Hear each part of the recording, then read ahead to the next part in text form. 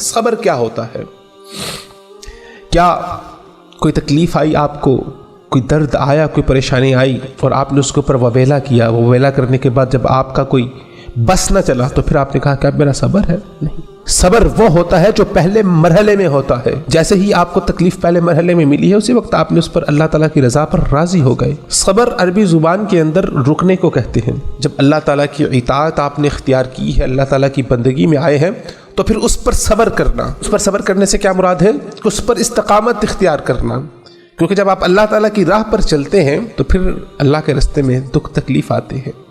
بعض دفعہ گھر والے بھی ناراض ہو جاتے ہیں، بعض دفعہ دنیا والے بھی ناراض ہو جاتے ہیں. اگر ایک انسان آج کے دور میں حلال کمانا چاہتا ہے، اپنی زندگی میں حلال کو رکھنا چاہتا ہے، اپنے کاروبار میں حلال کو رکھنا چاہتا ہے، آپ کو اندازہ ہے کہ حلال کمانا اس دور میں کتنا مشکل ہے. اگر ایک انسان اپنی زندگی کے اندر سچ کی ویلیو کو لانا چاہتا ہے، صداقت کو لانا چاہتا ہے، امانت کو لانا چاہتا ہے، تو یہ صداقت اور امانت کی ویلیو اپنی ذات کے اندر لانا، اپنی زندگی میں لے کے آنا، اپنے کاروبار میں لے کے آنا بہت مشکل کام ہے. جب آپ ایک ایسے بازار میں بیٹھے ہیں، جب آپ ایک ایسی مارکیٹ میں بیٹھے ہیں جہاں پر ہر انسان جھوٹ بول رہا ہے، جہاں پر ہر انسان دو نمبری اور فریب کاری کر رہا ہے، جہاں پر ہر انسان کو صرف اسی بات کی فکر ہے کہ کس طرح میں اپنے منافع کو 2 گنا 3 گنا 2x 3x 4x کر لوں، وہاں پر جب آپ صبر کے ساتھ صداقت اور ایمانداری کو اپنائیں گے تو کیا ہوگا؟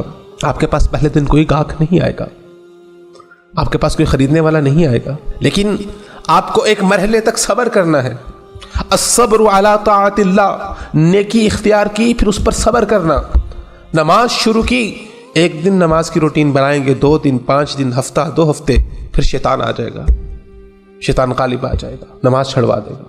قرآن کی تلاوت شروع کی، 1 دن تلاوت کی، 2 دن تلاوت کی، نہیں صبر کر پائے، تیسرے دن چھوڑ دیں گے. کسی اچھی وینیو کا انتخاب کیا جہاں پر دین سیکھنے کے لیے جاتے ہیں، 1 دفعہ گئے، 2 دفعہ گئے، تیسری دفعہ شیطان آپ کو بہکا دے گا، صبر نہیں کر پائے گے.